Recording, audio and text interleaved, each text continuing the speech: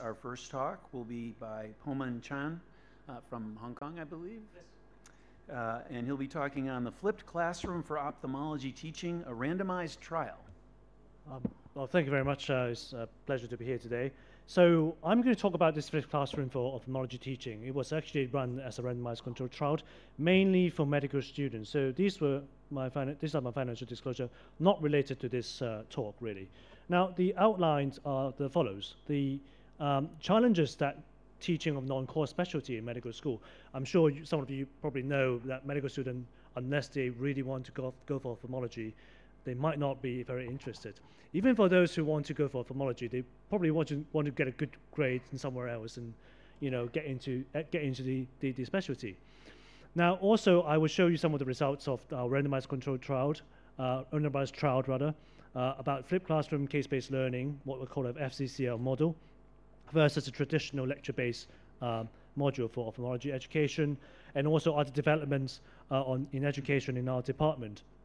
Now, this is the program that we have, the 6 years program in medical school, and I'm sure you know it's all very packed, and this is the clinical aspect. This can last 3 clinical years, and ophthalmology stands here. The last year, 12 weeks rotation of a senior surgical dressership or clerkship, and that was only 1 week for the whole of their life to do ophthalmology, unfortunately. So not a lot of them are very interested, and for undergraduates, it's not examinable in our faculty because we don't really want to upset the students.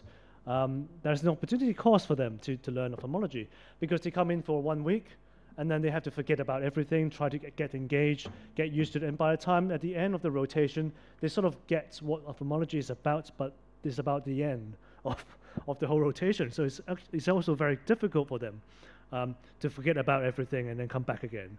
It's not really that relevant to medicine and surgery, and too little time for them. It doesn't seem to be relevant to them. It's simply they're just not interested. And for postgraduate, when I was a trainee, I found it very difficult because there seems to be no good textbooks and poor basic knowledge. And I can understand now as a faculty member because you don't get marks or any score by writing good textbooks. All right, you have to go and write good papers. And so the nature is different now to learn in medical school. And the problem is if you look at the other surveys in other countries, they also face the similar problems. They're cutting down in terms of the ophthalmology course. So some medical school, in fact, a lot of medical school are not even providing compulsory ophthalmology course. They are giving optionals.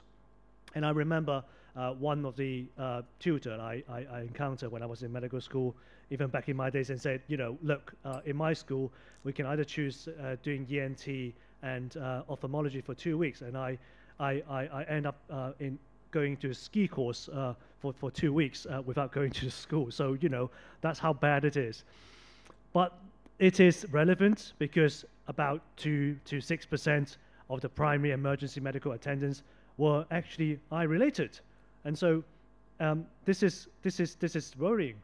I want to make it relevant to the students. All right, I want to tell them it's relevant. They have to gear up.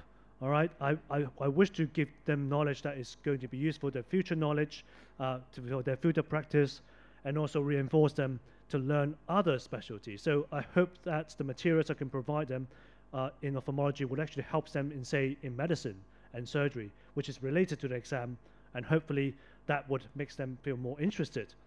And also want to make it fun. They can play around with the materials, especially during COVID time. And the materials has to be available all the time, anywhere, while they're waiting for the bus, waiting for their girlfriend, they can click around and make fun out of it. And also make it less embarrassing for the students. So they know where the anchor is, they have a compass of knowing exactly where they should stop.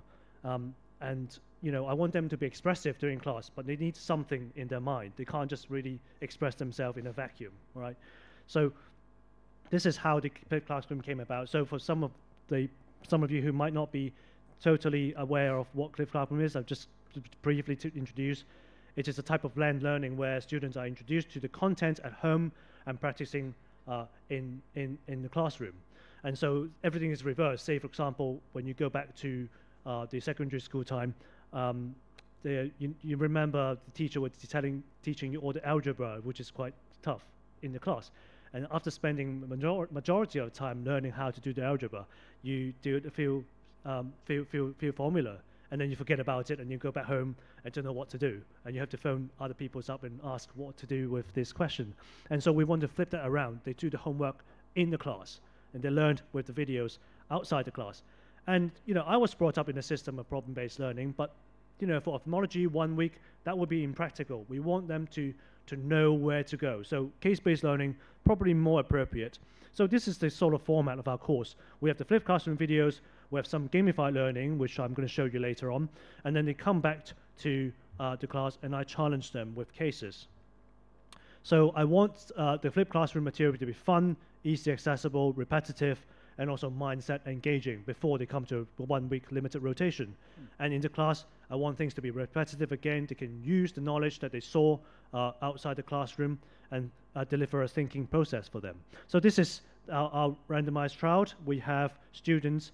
The endpoint is we have students either undergo our FCCL program or the traditional lecture-based program. And so the endpoint is the student-rated perception and satisfaction of module, and also student performance in the objective assessment. So this is basically briefly the course. They come to the 2 days lecture. Well, not exactly 2 days, it's half a day. So pretty boring, I'm afraid, for the first lectures. Just briefly introduce what ophthalmology is all about. And then when they come to our rotation in a group of 10 to 12, they are either randomized to the FCCL group or the TLB group. For the FCCL group, they got the materials, the new materials, and then they come into class and we challenge them. And we managed to assess them at the end of rotation and also after the final exam in the medical school. So I managed to call some of them back and reassess them and see whether they retain the knowledge. And the traditional group, just basically the same lecture, etc. So the difference comes here, right? So this is our program. So this is a website I built. So what they do, I would deliver the knowledge to them with this website. So they can click through it, all right, before they come, learn about it. Most of them are just my voice talking about various things such as red eye and also acute double vision, floaters, etc., and also clinical skill exam demonstration. And in the website, they also have a gamified program that they can play around. So there are cases, they can click around with it, and when there is questions they can't answer, they click onto the buttons, and it will show them the various different knowledge. So you see, you can click through it, it links back to the videos that they just saw, and also there are clinical photos, and also some of the animations, say for example, a third nerve palsy. All right. So statistically, we used the McWhinney test to see to compare the score for the Likert scale score, the sample t-test, and also we also did multi-level mixed effect linear regression to check for any associations. So these are the results. We had 216 final medical students, 108 on each group, and demographically, the two groups were the same. And when you look at the result, FCCL group actually did better, most of it, all right, in terms of the organization, communication, and also their perception of the course workload, etc. And if you look at the objective assessments, again, the FCCL group did better. They spent, in fact, if you look at the workload, they feel like they're not working as hard.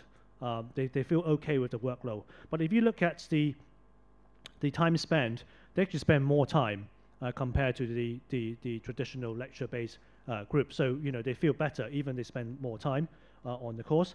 And also, after several months of not doing any ophthalmology, they retain the knowledge better. We managed to call 32 students, overall about 60-odd students, and the FCCL group actually did better in terms of the score. So they retain the knowledge better. In terms of the attendance, we don't find any association with any of the or the groups or etc. Any other factors. And if you look at the if you look at the factors that affect the post-MBCHB assessment score. Only the grouping matters. Otherwise, there's no other association we find for other factors. So seems like the FCCL group has scored higher, and objectively and subjectively, they enjoy the course, and they retained the knowledge better. For longer term, I don't have any data, and it's very difficult to obtain. But the model may even help other subspecialties who actually face similar problems, such as ENT, etc. Just to show you some of the randomized, well, this is how I do it, random name picker in the class, so that I don't have to finger point someone to answer questions. And I also integrate some of the knowledge in other specialty as well. So we do service learning as well. So hopefully, and also we influence that to secondary school students. We allowed the medical students to have small group service. So that's a part of other parts of the service learning, and also expands to the online teaching with Orbis as well. So, and of course, advertisement time next year in Hong Kong, APAO. Thank you very much.